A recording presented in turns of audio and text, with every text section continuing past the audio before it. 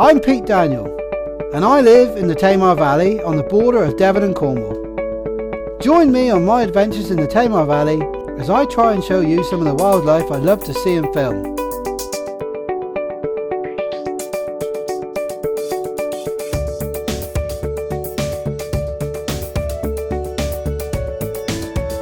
As well as other projects me and my family undertake on our daily routines.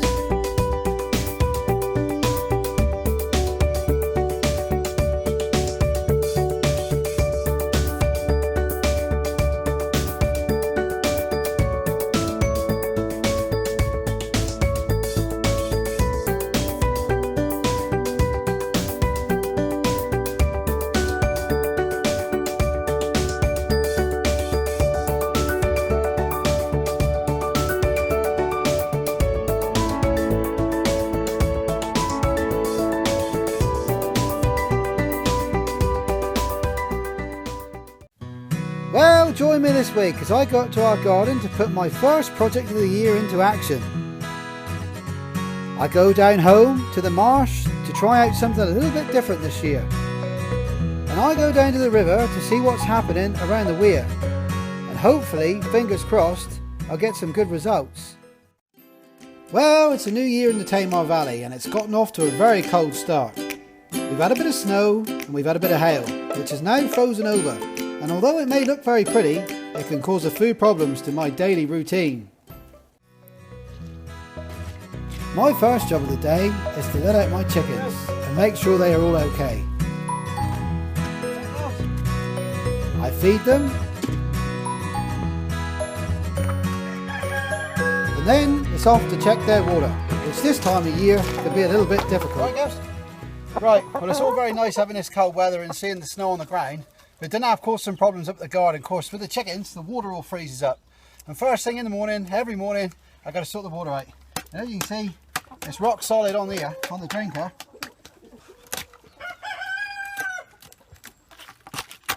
So I'm going to break the ice up and then take it out so it doesn't refreeze. And this is every morning. It ain't so bad in the weekends, but on a weekday, when you've got to go to work, 6 o'clock in the morning when it's pitch black and you can't see nothing, ain't so much fun, but that's the way it is. And I wouldn't change it, because if you're going to have livestock, it's one of the jobs you've got to do. And I love me chickens. Then I goes, hey, yeah, good mates. Right, that's you sorted.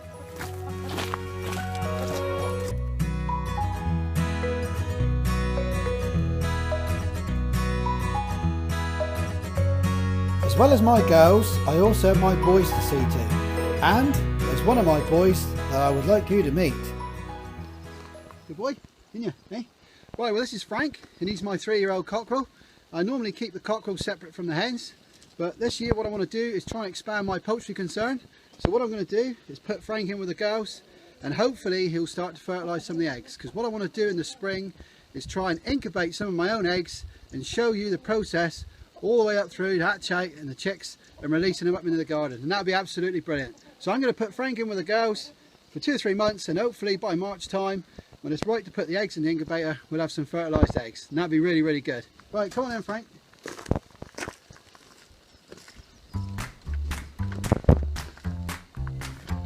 Right, come on then, Frank, boy. Right, boy. Ready? Good boy in your front. Right, in there. Good boy. Good boy in there.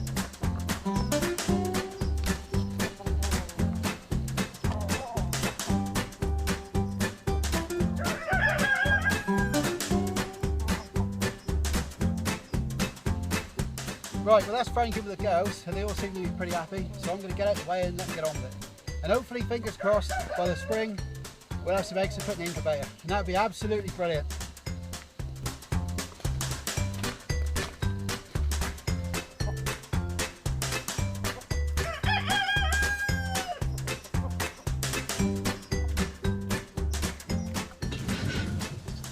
Hello Fluff, alright mate? Hello girl, alright? You're a clever girl, aren't you? Yeah you are, you're very clever, aren't you? Hey, alright? Well this is Fluff's, and this is our resident cat up at the garden, and she lives in our greenhouse. Now, about 2 years ago, I put a stone through the glass of the greenhouse when I was cutting the grass. Now, Me and the girls were up here in Tash, we was having a picnic, and we left the blanket and everything up here, folded it up, put it on the rack gear. The next day I come up, and I seen something come out of the greenhouse, woof, gone, just like that, and I thought, what the heck was that? But anyway, I didn't think no more of it. The next day I come up, same again, and I could see it was a cat. Well, this cat here. So what I did is, I come up the next day with a pouch of cat food, and I put it down, and I went back outside, and I waited. And she come across from the other garden, into the greenhouse, jumped up, and started feeding. But as soon as I come near the greenhouse, poof, gone. Just like that. Couldn't get nowhere near her. She was wild. But anyway, it's taken about 2 years, but as you can see now, we've become quite attached. Haven't we, Fluffs? Eh? Like I said, I feed her twice a day, and I look after her. She sleeps in her bed down there that I made. And apparently everybody else at the gardens here says I'm very, very lucky, because no one else can get anywhere near her. But I think she's lovely. In your Fluffs, eh? Right, is it your breakfast time? Yeah? Is it breakfast time? Come on in, let's feed you. There you are, mate, alright? Yeah, good going, you. Hey, alright? See you directly. Alright, good mate.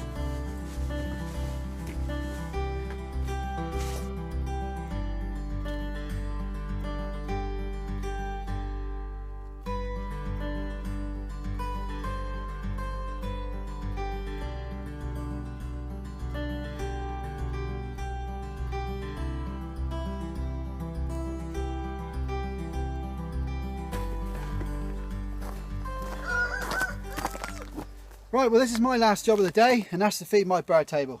Now I feed the bird table all year round. I do that even in the spring and the summer when all the natural bird food's around, all the caterpillars and bugs and everything that they eat.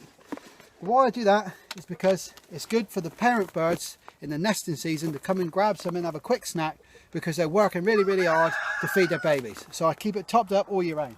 But especially in the winter, keep your bird table topped up, because when the frost is on the ground, the natural food is hard to find for the birds, and they become reliant on your bird table. So if you start to feed them, please, please do keep it up. So I'm going to top this up. What I use is I just got normal bird food on the top, and I also use a few of these on there, and that's sunflower hearts, and the birds absolutely love these sunflower hearts. A friend of mine gave me some of these last year, try and get the birds to come back to the table, because I seem to be losing the birds, and I tell you what, they come back tenfold. It's absolutely brilliant stuff. You very kindly give me a proper feeder from as well.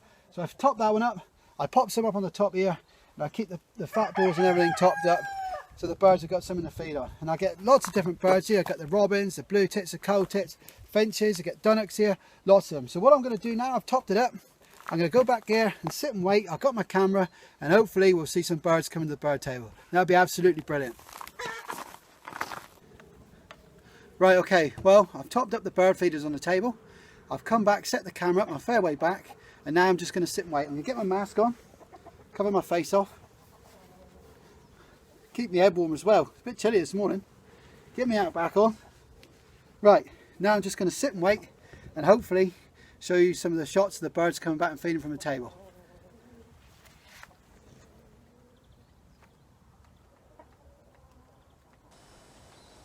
Oh, well, here's the first visitor to the table, look.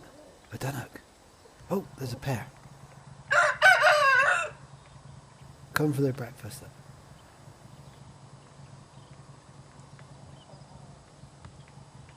And off they go. Well, there's my mate, the robin. He's a cracker, isn't he, eh? Gotta be the nation's favourite bird, I reckon, surely. Oh, what's that? Oh, it's the greenfinch. Oh, that's brilliant to see coming to my table. God, I'm chuffed for seeing that. That's absolutely brilliant.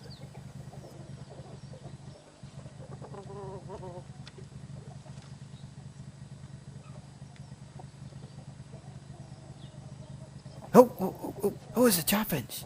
That's a chaffinch. Oh, that's a fantastic shot. Off he goes. Oh, he's back again.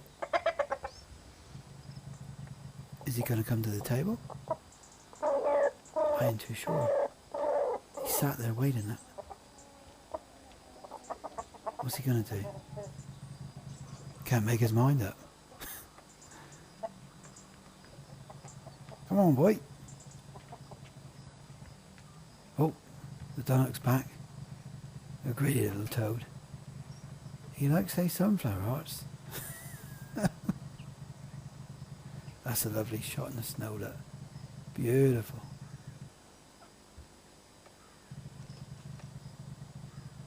Oh, the chaffinch is back. That's a fantastic shot. Oh, off he goes again. Oh, there's the greenfinch again. God, the blooming cockerels is making a racket. You're in them, eh? God, dear, dear. Oh, joined by a sparrow, look. That's a beautiful shot. Look at that. Oh, there's my blue tit. Oh, she's come to the table. Brilliant.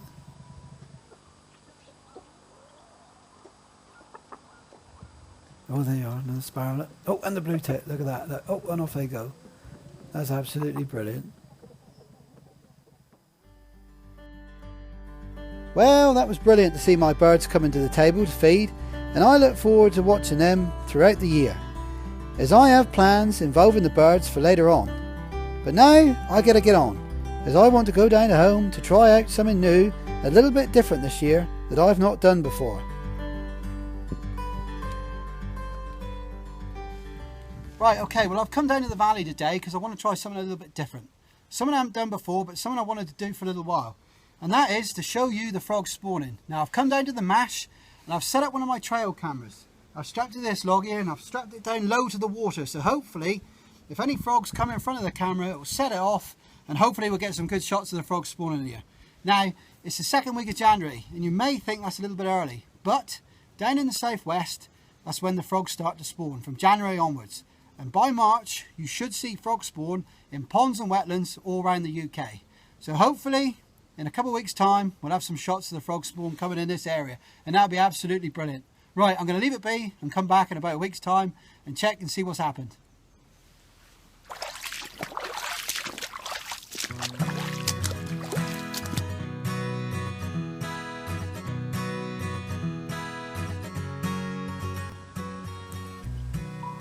Oh, hello mate. What's you doing then, eh?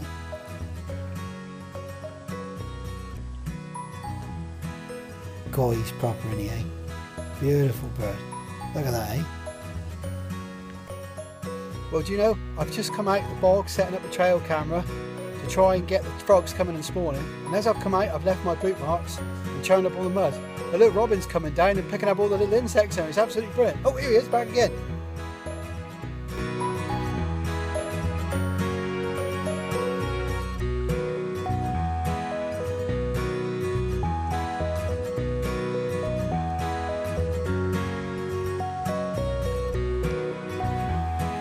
Right mate, I'm off. I'm going to leave you to it. You have your dinner, alright mate? Okay then.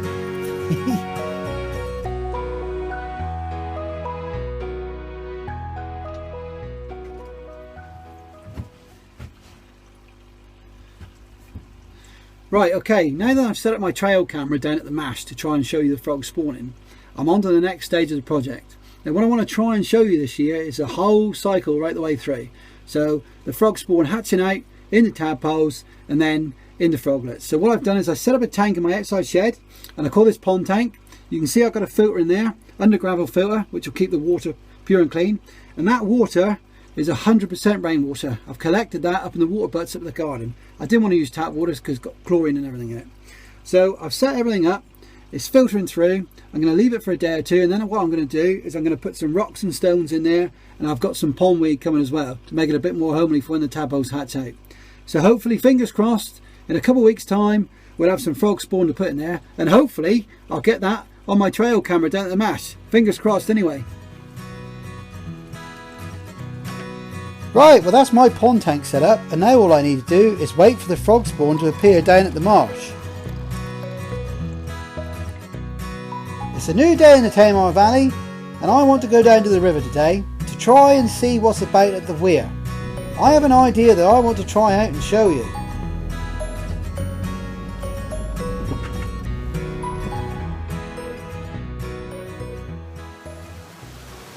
Right, okay, well I've come down to the river today and I've come down to the Weir. And the reason being, I want to set up one of my trail cameras.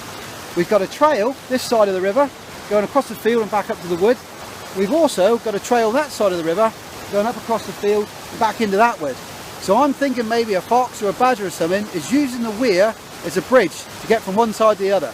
Now you can see the water level's quite high at the moment because we had a few days of rain. But hopefully next week we've got a few days of dry weather. And there is a crack in the weir right in the middle, you can probably just see it there. So when we have a few days of dry weather, the water level drops quite quickly on the weir. So I'm hoping when the water level drops, we'll get a shot of something coming across the weir, and that'd be really, really good. But I've got to get in there now to set up my trail camera, and fingers crossed I don't fall in, because I think it's going to be pretty cold.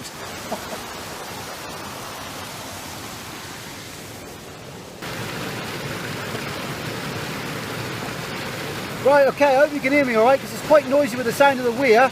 But what I've done is I've set up my trail camera quite down low.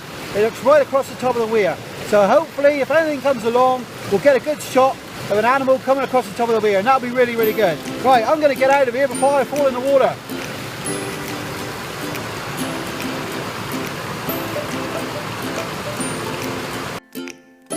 Right, well I can leave that camera over the weir now for a day or two and come back and see what happens. But now, I'm off back down to the marsh to see if we've got any signs of frog spawn appearing. Oh, well look at that, eh? I've just come down to the marsh to see if we've got any frog spawn. And as I've got you, look, there's a great spotted woodpecker sat up in the tree. A fair ways away, but still, it's wonderful to see.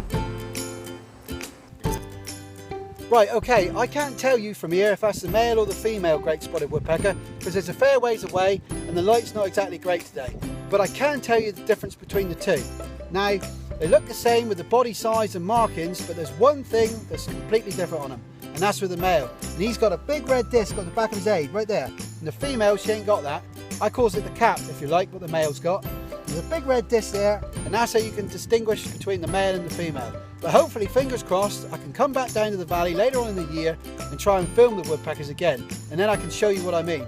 But now, I've got to get on, because I want to get to the marsh and check that trail camera.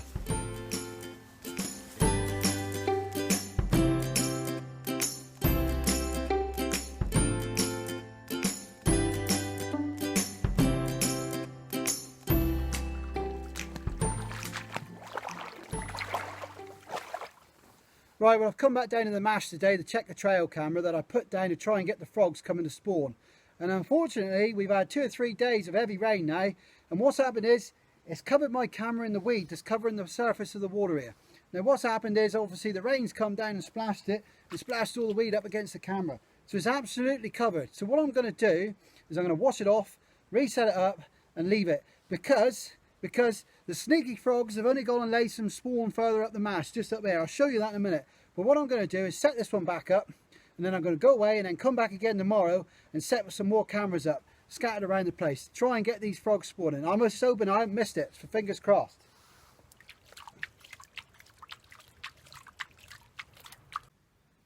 Well, there on it. There's 2 or 3 clumps of frog spawn there. Look, the big clump there. And they've gone and laid it about 2 or 3 metres up from my camera. Well, tomorrow, hopefully, I'll be able to get down here with a few more cameras. I've got 2 or 3 I can come down here and put down. And I want to try and get them looking in all directions around the marsh, because what I really, really want to do is get these frogs spawning. But you don't get it right every time. So if I don't get it this year, I'll have to try again next year. But fingers crossed, eh? Right, let's go and get some cameras. Well, the frogs may not have spawned in front of my camera, but there's still time. And hopefully, I'll get that shot. But now it's a new day in the Tamar Valley, and for a minute the weather is good. So I'm off back down to the marsh to set up more of my cameras to see if I can get something of the frogs to show you. Right, okay, well I've come back down the marsh today to set up the extra cameras to see if I can get the frogs spawning. I came to check the original camera yesterday and I knew that nothing had happened because there was no spawn in front of it. But I did notice that the frogs have spawned further up the marsh. And you can see there I've put 2 cameras. I put sticks in the ground and I've tied the cameras off down low over the top of the water. So hopefully when the frogs come along, they'll set the sensor off and then that will trip the video. And hopefully, fingers crossed, we'll get a shot there. There's 2 or 3 more clumps than what there was yesterday. So the frogs had laid there last night, but they've also been up this far end of the marsh as well. And they've got 6 or 7 clumps of frog spawn. So I've set another camera, my last camera, up here. So hopefully, fingers crossed, we're going to get a shot of this. I'm hoping I haven't missed it. But even if we don't get a shot of a frog coming across the camera, this is fantastic to see all this frog spawn. I haven't seen the frog spawn down here like this for years. It's absolutely brilliant. Right, I'm going to leave these now for a few days and see what happens. But now I'm going to get on because it's just started to rain and apparently there's a storm coming through the Tamar Valley and I don't want to get wet. Well, those frogs sure are sneaky, but I'm still hoping I can get some of the spawning to show you, so fingers crossed for that.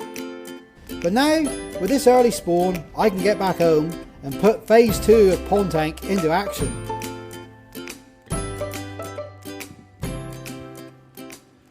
Right, okay, now because the frogs had caught me out the other day and they'd spawned so early, I didn't get a chance to set up my pond tank how I wanted. So I didn't get a chance to put the stones in there and put a bit of weed in there as well. But what I did is I put the frog spawn in there and I've left it now. It's been in there for about 2 or 3 days, I think, and I've left it go. The water's all settled down, everything's settled, and already those little tiny black nucleuses inside of that frog spawn have started to develop into tadpoles. You can just start to see that the tadpoles are starting to take shape. They're funny little things to look at, really. But you have a look at this, look. You can just see the tadpoles starting to take shape, look, inside the jelly.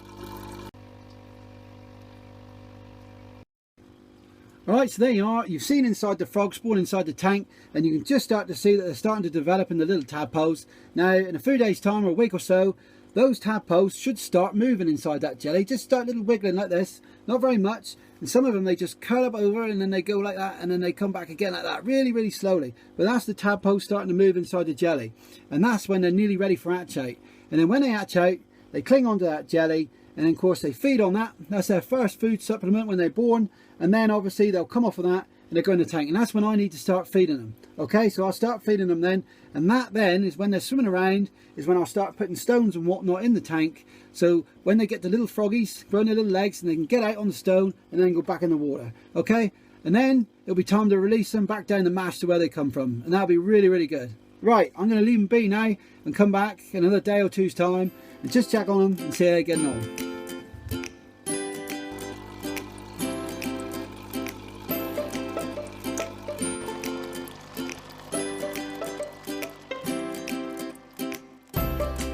The weather in the Tamar Valley has been wet and windy for a few days now, but thankfully the weather's broken.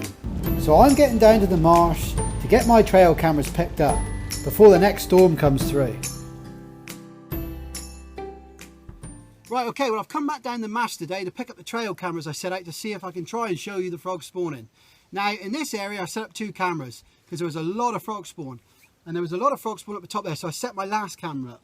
Now they've been up for about 3 or 4 days now. Now in this area it doesn't look like we've had anything fresh spawn, but in that area we've got 2 or 3 fresh clumps of spawn, but unfortunately they're about 2 or 3 foot down from the camera, so I don't know if we're going to get anything on that camera or not. But this is something I wanted to try, and you don't get it right first time every time. So if I haven't got it this year, there's always next year. But I want to take these cameras away now because the frog spawn is here. It's probably about 6 days old, so it's developing. The tadpoles are starting to develop inside. So I don't want to be down here splashing around in the mash, disturbing it once those tadpoles hatch, because when they hatch out, that jelly is their food for the first few days of their life. So I'm going to get these cameras home and see what results we've got. So fingers crossed, eh?